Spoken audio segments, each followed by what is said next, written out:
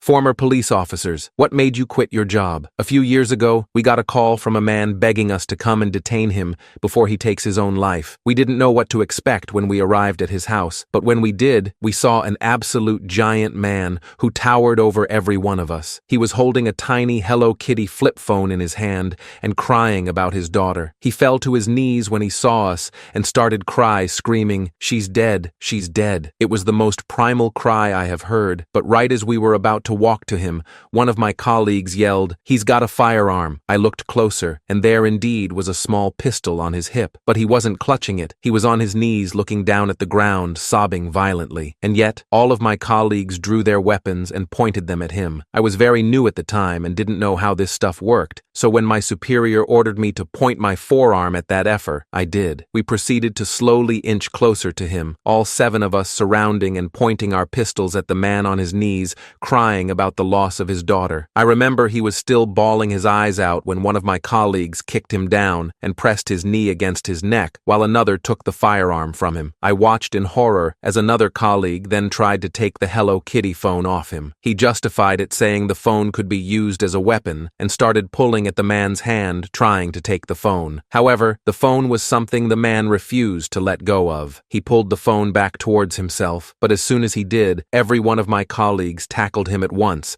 and started wailing on him. They finally managed to get it off him, and as he was lying there badly bruised, he said between sobs, "Please, officer, I got it for her 10th birthday." Nobody even responded. Instead, we physically forced him up and handcuffed him, shipping him off to the nearest psych ward. As the effed up cherry on top, the officer who took the phone off him threw it into the nearby lake, calling it useless. I quit that day.